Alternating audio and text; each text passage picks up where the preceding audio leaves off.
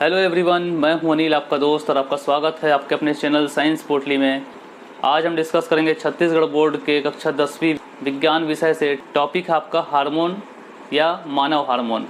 तो इसमें हम आज देखेंगे कि हार्मोन का इतिहास क्या है, हार्मोन का सामान्य परिभाषा क्या है। यह पहला पार्ट है हार्मोन के ऊपर। तो इसमें हम डिस्कस करेंगे स्पेशली पीयूष ग्रंथि को, जिसको इंग्लिश में बोलते हैं पिट्यूटरी ग्लैंड। तो पिट्यूटरी ग्लैंड से संबंधित जो भी हार्मोन निकलते हैं उनका क्या फंक्शन होता है, हमारे शरीर पे क्या इफेक्ट होता है कम या ज़्यादा निकलने पे, उसके बारे में आज हम डिस्कस करने वाले हैं। तो आइए स्टार्ट करते हैं। तो मानव हार्मोन के बारे में डिस्कस करने से पहले हम इसके इतिहास की ओर जाना चाहेंगे। और इतिहास में आप देखेंगे कि इसकी सबसे पहले खोज, मानव हार्मोन की खोज की थी बेलिस और स्टार्लिंग ने। बेलिस और स्टार्लिंग ने इस हार्मोन को नाम दिया सेक्रेटिन। इस हार्मोन का नाम दिया सेक्रेटिन। अब इस हार्मोन की खोज कैसे हुई? बेलिस और स्टार्लिंग पाचक रस के बारे में प्रयोग कर रहे थे, डाइजेस्टिव सिस्टम के बारे में अध्ययन कर रहे थे। तो उन्हें ड्यूडेनियम के वाल में जो म्यूकस मेम्ब्रेन होता है या श्लेष्मिक झिल्ली होता है, उसमें एक रासायनिक पदार्थ उन्हें दिखाई दिया जिसे उन्होंने सेक्रेटिन नाम दिया। उसका काम क्या होता है? उसका काम होता है आपके जितने पाचक एंजाइम होते हैं, डाइजेस्टिव एंजाइम होते हैं, उसको क्या करना, रेगुलेट करना उनको, या उनको निकालने में सहयोग प्रदान करना। बेलिस एवं स्टार्लिंग ने 1902 में क्या किया? 1902 में ड्यूडेनियम, इसको बोलते हैं हिंदी में ग्रहणी, जो कि आपके अमाशय के जस्ट नीचे होता है। इसका शेप सी आकार का होता है, जैसा कि आप यहाँ देख रहे हैं। ये देखिए, ये आपका लीवर है, ये आपका स्टमक, ये है आपका ग्रहणी या ड्यूडेनियम बोलते हैं। तो इसमें जो अंदर की ओर परत होता है जिसको श्लेष्मिक झिल्ली बोलते हैं, या इंग्लिश में बोलते हैं म्यूकस मेम्ब्रेन, अंदर की ओर जो परत होता है उसी में उन्होंने इसका स्त्रावण देखा, या इसी में से सेक्रेटिन को निकलते हुए देखा। तो म्यूकस मेम्ब्रेन की स्त्रावी कोशिका में सबसे पहले प्राप्त किया, इसे नाम दिया उन्होंने सेक्रेटिन। किसने नाम दिया? बेलिस और स्टार्लिंग ने 1902 में खोज किया। और कहाँ देखा? ड्यूडेनियम की म्यूकस मेम्ब्रेन या ग्रहणी की श्लेष्मिक झिल्ली। इस हार्मोन को पहचान व मान्यता मिली 1905 में। तो जैसा कि आप चित्र में देख रहे हैं, अमाशय या स्टमक के जस्ट नीचे जो सी शेप होता है वो क्या है आपका? ये इसको बोलते हैं ड्यूडेनियम या ग्रहणी बोलते हैं। इसके नीचे जस्ट आपका क्या चालू होता है? स्मॉल इंटेस्टाइन चालू होता है। तो सेक्रेटिन का काम क्या है? तो सेक्रेटिन का सबसे महत्वपूर्ण काम होता है कि लीवर से बाइल का प्रोडक्शन करवाना, स्टमक से गैस्ट्रिक जूस का प्रोडक्शन करवाना, और पैंक्रियाज से क्या करवाना, डाइजेस्टिव एंजाइम्स को निकलवाने का काम ये सेक्रेटिन नामक हार्मोन करता है। तो ये बहुत बड़ा अहम रोल निभाता है हमारे पाचन प्रणाली में। तो आइए आगे देखते हैं। अब ये हार्मोन का मतलब क्या होता है? हार्मोन मतलब क्या होता है? तो हार्मोन का मतलब ग्रीक वर्ड में होता है टू एक्साइट या टू अराउज। टू एक्साइट या टू अराउज, या ऐसे आप बोल सकते हैं टू स्टिमुलेट करना, उकसाना या उत्तेजित करना। हार्मोन का मतलब होता है एराउज करना, एक्साइट करना या स्टिमुलेट करना। हिंदी में से बोल सकते हैं आप उकसाना या उत्तेजित करना। तो इस तरह हम हार्मोन का एक सामान्य परिभाषा देख सकते हैं। जटिल कार्बनिक पदार्थ। हार्मोन क्या है? जटिल कार्बनिक पदार्थ है जो कि सजीवों में होने वाली समस्त जैव रासायनिक क्रियाओं के लिए उत्तरदायी होता है। जैव रासायनिक क्रिया मतलब उपापचय होना, मेटाबॉलिज्म, या आपका उत्सर्जन होना, एक्सक्रीशन होना, डाइजेशन होना, रिप्रोडक्शन होना, जनन होना, ये सब क्या कहलाता है आपका? ये सब कहलाता है जैव रासायनिक क्रियाएं। तो हार्मोन क्या करता है? नियमन व नियंत्रण करता है। हार्मोन क्या करता है? नियमन व नियंत्रण करता है। जैसे कि तंत्रिका तंत्र करता है काम, वैसे ही हार्मोन की एक अलग प्रणाली होती है कार्य करने की। अब इसे आप एक और तरीके से बता सकते हैं, ग्रंथियों से रक्त के द्वारा शरीर के विभिन्न भागों तक पहुंचते हैं तथा कार्य संपादित करते हैं। ग्रंथियों से। अब हार्मोन, अब पाचक एंजाइम में क्या अंतर है? पाचक एंजाइम क्या होते हैं? डक्ट में कलेक्ट होते हैं, स्टोर होते हैं, उसके बाद निकलते हैं जब भी हम खाना खाते हैं या कुछ खाते हैं। तो हार्मोन ऐसा नहीं होता। हार्मोन क्या होता है? डायरेक्ट क्या होता है? ग्रंथि से या ग्लैंड से रक्त मिलते हैं और वे अपने टारगेट ऑर्गन की ओर बढ़ जाते हैं। तो हार्मोन क्या होता है? रक्त के द्वारा शरीर के विभिन्न भागों तक पहुंचते हैं तथा कार्य संपादित करते हैं।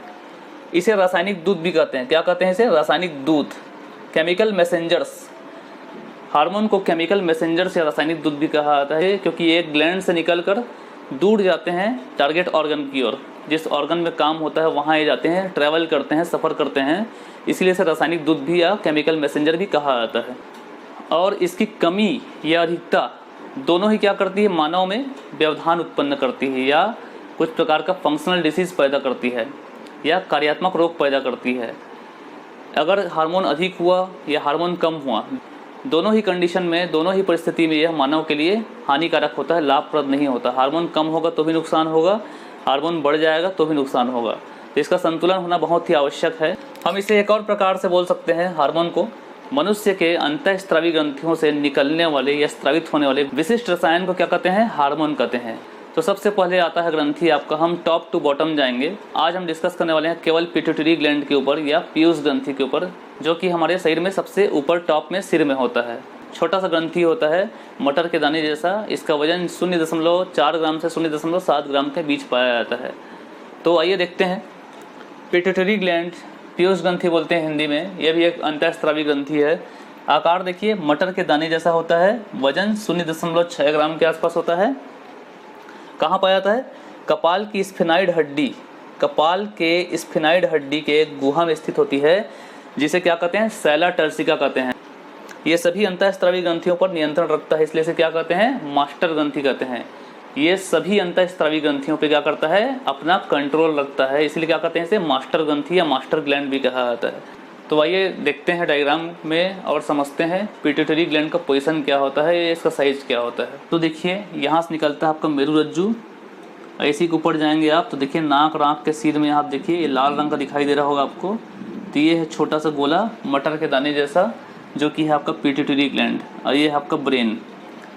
और ये कहाँ रहता है देखिए, तो ये है आपका, ये एक बोन है, ये ग्रीन कलर से जो गया है आपका, ये एक बोन है जिसको बोलते हैं सैला टर्सिका, इसको बोलते हैं सैला टर्सिका। एक देखिए गड्ढा है यहाँ पे, एक खांच जैसा बना हुआ है, उसी में क्या है? ये लटका आता है मटर दाने जैसा। ये आपका पिट्यूटरी ग्लैंड है, ये आपका सैला टर्सिका है। हाइपोथैलेमस को बोलते हैं पीयूष ग्रंथि को नियंत्रित करने वाला या master of the master gland. Master of the master gland किसे कहते हैं? प्रश्न आता है तो आप बोलेंगे हाइपोथैलेमस। और मास्टर ग्लैंड किसे कहा जाता है? तो पीयूष ग्रंथि। ये प्रश्न जो है प्रतियोगी परीक्षाओं में अक्सर पूछा जाता है कि मास्टर ग्लैंड किसे कहा जाता है, तो हमको कहना है पीयूष ग्रंथि या पिट्यूटरी ग्लैंड। और master of the master gland किसे कहा जाता है पूछा जाएगा तो हमें बोलना है हाइपोथैलेमस। तो आइए देखते हैं पिट्यूटरी ग्लैंड को या पीयूष ग्रंथि को। तो पीयूष ग्रंथि के मुख्य रूप से 3 पार्ट होते हैं, 3 भाग में डिवाइड होता है या 3 लोब में बटा होता है, जिसे बोलते हैं पहले भाग को बोलते हैं, पहले लोब को बोलते हैं अग्रभाग या एंटीरियर लोब। जैसा कि आपको डायग्राम में दिखाई दे रहा है, सामने वाला भाग होता है एंटीरियर लोब, पीछे वाला भाग होता है पोस्टीरियर लोब, और बीच वाला जो भाग होता है डिवाइड जो करता है दोनों को, उसको बोलते हैं इंटरमीडिएट लोब या मध्य भाग बोलते हैं। तो ये हो गया आपका पहला भाग एंटीरियर लोब, दूसरा भाग हो गया मध्य भाग या इंटरमीडिएट लोब, और तीसरा और अंतिम भाग हो गया पीछे की तरफ जो होता है उसको बोलते हैं पश्च भाग या पोस्टीरियर लोब। पश्च भाग थोड़ा स्पेशल होता है क्योंकि ये क्या होता है? ये न्यूरॉन सेल्स का बना होता है, तो इस लोब को बोलते हैं न्यूरोहाइपोफाइसिस। याद रखेंगे इसको, न्यूरोहाइपोफाइसिस लोब। तो आइए पीयूष ग्रंथि के पहले भाग को हम देखते हैं कि इससे कौन कौन से हार्मोन रिलीज होते हैं, कौन कौन से हार्मोन इससे निकलते हैं। तो देखते हैं पहला हार्मोन है आपका, पहला हार्मोन है, प्रमुख हार्मोन है एसटीएच या जीएच या एचजीएच, ह्यूमन ग्रोथ हार्मोन या सोमेटोट्रोपिन हार्मोन के नाम से जाना जाता है। सोमेटोट्रोपिन हार्मोन, ग्रोथ हार्मोन और ह्यूमन ग्रोथ हार्मोन। तो ये क्या करता है, इसका मुख्य काम क्या है इस हार्मोन का?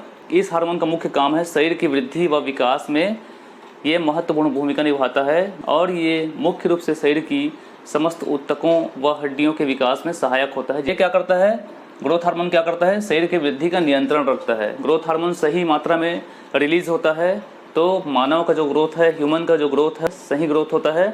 अगर ये कम होता है तो उसका कुछ साइड इफेक्ट होता है, और ज़्यादा होता है तो भी इसका साइड इफेक्ट बॉडी पे दिखाई देता है। आइए देखते हैं, अगर ये ओवर सिक्रेशन हो गया, अगर ग्रोथ हार्मोन क्या है, ओवर सिक्रेशन हो गया, तो इसका मानव शरीर पे क्या प्रभाव पड़ता है? तो ये पहला बीमारी हो गया आपका जाइगेंटिज्म। जाइगेंटिज्म मतलब होता है भीमकाय शरीर हो जाना, मतलब शरीर क्या होना? शरीर बहुत ज़्यादा मात्रा में लंबा हो जाना। अनियमित रूप से वृद्धि करता है, अनियमित रूप से लंबाई बढ़ जाती है, चौड़ाई बढ़ जाती है, और मनुष्य जो है बहुत लंबा चौड़ा हो जाता है बहुत कम उम्र में ही। तो ये हार्मोन निकलना स्टार्ट होता है बचपन से ही। बचपन से ही ये क्या होता है? अधिक मात्रा में सिक्रेशन होता है, जिससे मानव का शरीर क्या होता है? अनियमित रूप से बढ़ जाता है, लंबा हो जाता है और चौड़ा हो जाता है। दूसरा है देखिए एक्रोमेगली। एक्रोमेगली। एक्रोमेगली होता है वयस्कों में। इसका कोई एक निश्चित उम्र निर्धारित नहीं कि हार्मोन कब अधिक मात्रा में सिक्रेशन होगा।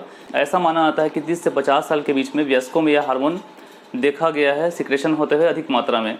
शरीर का लंबाई तो नहीं बढ़ता, उसकी अपेक्षा क्या होता है, शरीर का चौड़ाई बढ़ने लगता है और हाथ चौड़े हो जाते हैं, छाती चौड़ा हो जाता है और चेहरा भद्दा जैसा दिखाई देने लगता है, चौड़ा हो जाता है, फैल जाता है। चेहरे की हड्डी और छाती की हड्डी, हाथ की हड्डी बढ़ने लगती है। तो ये हो गया आपका एक्रोमेगली। अब देखते हैं लो सिक्रेशन। अगर यही हार्मोन, ग्रोथ हार्मोन सिक्रेशन नहीं हुआ टाइम पे, सही मात्रा में सिक्रेट नहीं हुआ, सही मात्रा में रिलीज नहीं हुआ, तो क्या होता है? तो होता है ड्वार्फिज्म। ये होता है बौनापन, इसको बोलते हैं बौनापन। ये होता है बच्चों में। आपने देखा ही होगा सर्कस में जो काम करते हैं, बौने होते हैं, 2 फुट 3 फुट 4 फुट के होते हैं, तो उनमें क्या होता है, बचपन से ये हार्मोन क्या होता है, कम सिक्रेशन होता है, जिसकी वजह से उनका ग्रोथ रुक जाता है, हड्डियों का विकास और टिश्यू का विकास नहीं हो पाता, जिससे वे बौने हो जाते हैं। दूसरा प्रमुख हार्मोन है मानव शरीर में प्रोलेक्टिन या ल्यूटियोट्रोपिन हार्मोन। ये हार्मोन फीमेल्स में सिक्रेट होता है और ये हार्मोन जो है दुग्ध निर्माण में बहुत ही महत्वपूर्ण भूमिका निभाता है। यह दुग्ध निर्माण में बहुत अधिक सहायक होता है और स्तन ग्रंथियों के उत्तक के निर्माण में भी ये सहायक होता है, जिससे क्या हो, दूध का निर्माण अच्छे से हो। अगला देखते हैं GTH या गोनेडोट्रोपिन हार्मोन।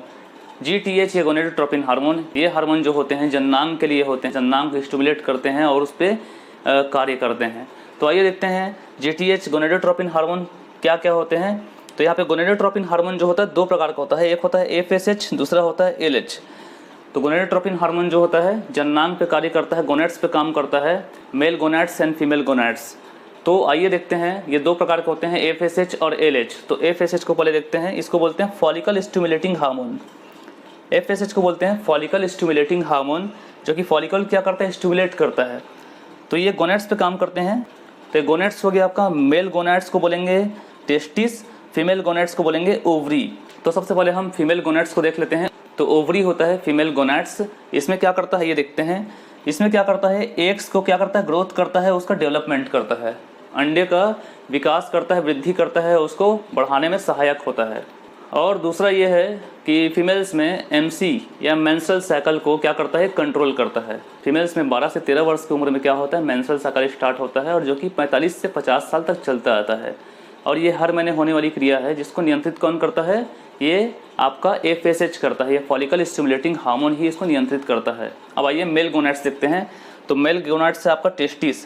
तो टेस्टिस क्या करता है, टेस्टिस में क्या होता है, ये इसका स्पर्म प्रोडक्शन में बहुत ही महत्वपूर्ण भूमिका निभाता है। कौन, FSH। तो याद रखने वाली बात है, टेस्टिस होता है मेल गोनेड्स और इसमें क्या करता है, FSH। FSH का काम है, तो FSH हार्मोन का काम है स्पर्म प्रोडक्शन को कंट्रोल करना। दूसरा देखते हैं गोनेडोट्रोपिन हार्मोन में LH या ल्यूटिनाइजिंग हार्मोन। ल्यूटिनाइजिंग हार्मोन भी गोनेड्स पे काम करते हैं। फीमेल गोनेड्स होता है ओवरी, मेल गोनेड्स होता है टेस्टिस। तो आइए देखते हैं, सबसे पहले हम देखते हैं गोनेड्स। ओवरी, ओवरी में क्या करता है, ये एस्ट्रोजन और प्रोजेस्टेरॉन। एस्ट्रोजन और प्रोजेस्टेरॉन जो होता है फीमेल हार्मोन होता है। एस्ट्रोजन व प्रोजेस्टेरॉन की मात्रा क्या करता है, ये LH नियंत्रित करता है। ये ल्यूटिनाइजिंग हार्मोन क्या करता है, इसकी मात्रा को कंट्रोल करता है और ये एम्ब्रियो के डेवलपमेंट में भी हेल्प करता है, भ्रूण के विकास में भी सहायक होता है। आइए देखते हैं मेल गोनेड्स। मेल गोनेड्स होता है टेस्टिस।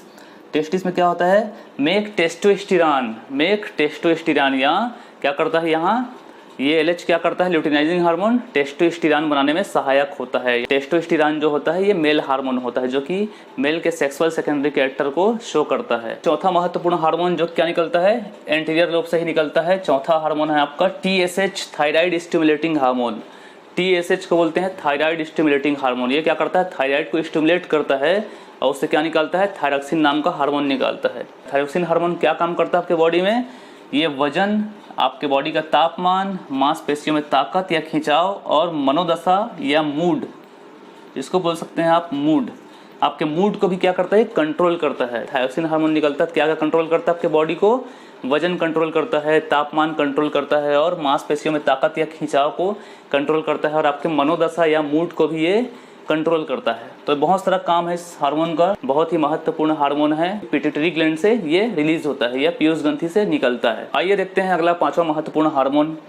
ये 5वां महत्वपूर्ण हार्मोन है आपका ACTH। ACTH होता है एड्रिनोकॉर्टिकोट्रोपिक हार्मोन। एड्रिनोकॉर्टिकोट्रोपिक हार्मोन ये क्या होता है आपका, एड्रेनोकॉर्टिकोट्रॉपिक हार्मोन, एड्रीनोकॉर्टिक याद करने का बहुत ही आसान तरीका है, एड्रिनल ग्लैंड से निकलता है, इसलिए इसको बोलते हैं एड्रिनो। एड्रिनल ग्लैंड से निकलता है और कॉर्टेक्स पार्ट को, देखिए एड्रिनो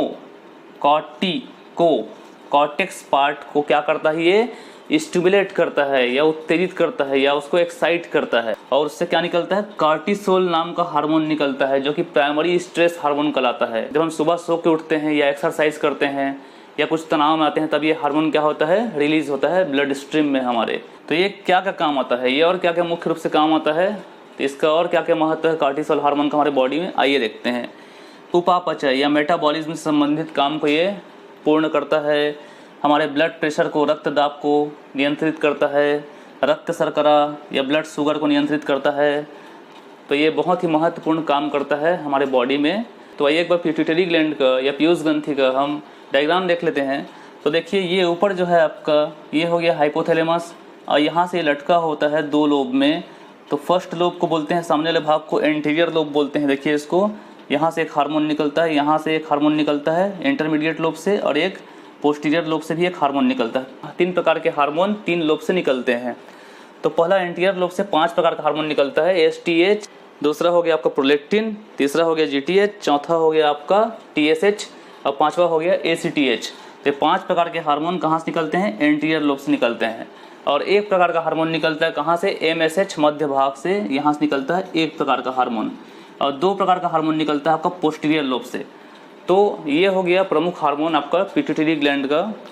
तो ये हो गया आपका पिट्यूटरी ग्लैंड का एक सामान्य से स्ट्रक्चर है, सामान्य से डायग्राम है। तो एंटीरियर लोब सामने वाला, पीछे पोस्टीरियर लोब, अब बीच वाला जो खांच होता है या गड्ढा होता है, बीच में 2 बटा होता है, 2 भाग में जिसको बांटता है एंटीरियर और पोस्टीरियर में, वहाँ से भी निकलता है एक हार्मोन जिसको बोलते हैं इंटरमीडिएट लोब बोलते हैं, जिसको मध्य भाग बोलते हैं। आइए देखते हैं पिट्यूटरी ग्लैंड का मध्य भाग। तो इससे केवल एक ही हार्मोन निकलता है जिसे बोलते हैं एमएसएच या मेलानोसाइट स्टिमुलेटिंग हार्मोन, जो कि क्या करता है हमारे शरीर में मेलेनिन को निकलने के लिए प्रेरित करता है। मेलेनिन को निकलने के लिए प्रेरित करता है, कौन प्रेरित करता है, मेलानोसाइट स्टिमुलेटिंग हार्मोन, जो कि पिट्यूटरी ग्लैंड के इंटरमीडिएट लोब से या मध्य भाग से निकलता है। मेलेनिन क्या करता है, मेलेनिन का कार्य क्या है हमारे शरीर में। तो मेलेनिन देखिए हमारे शरीर में, हमारे शरीर की कोशिकाओं में एपिडर्मिस के सबसे बेस पार्ट में, बेसल पार्ट में होती है मेलेनिन की कोशिकाएं।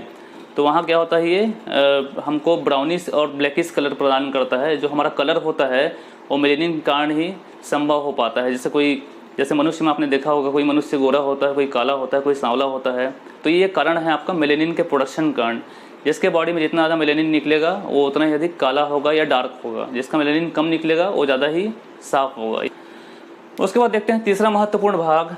जो तीसरा महत्वपूर्ण भाग है उसको बोलते हैं पोस्टीरियर लोब। पोस्टीरियर लोब या न्यूरो हाइपोफाइसिस लोब बोलते हैं, क्योंकि ये मैक्सिमम जो होता है हाइपोथैलेमस से ही बना होता है या न्यूरॉन सेल से मिलकर बना होता है। इसलिए इसका कंट्रोल क्या होता है, हाइपोथैलेमस से। मैक्सिमम कंट्रोल इसका पश्च भाग का हाइपोथैलेमस से ही होता है। 2 हार्मोन निकालता है जिसको बोलते हैं, पहला हार्मोन है आपका बहुत ही महत्वपूर्ण हार्मोन है वैसोप्रेसिन।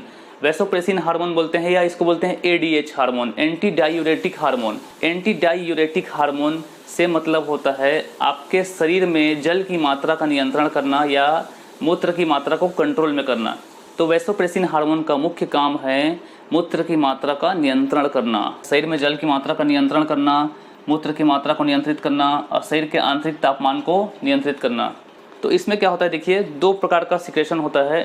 एक, अगर वैसोप्रेसिन ज़्यादा निकल गया, या दूसरा वैसोप्रेसिन कम निकल गया। दोनों ही कंडीशन घातक होता है मनुष्य के लिए। आइए देखते हैं ओवर सिक्रेशन में क्या होता है। तो ओवर सिक्रेशन में वैसोप्रेसिन का देखा गया है किडनी, हार्ट और लीवर संबंधित क्या होती है, व्यवधान पैदा होती है, बीमारी होने की संभावना बढ़ जाती है।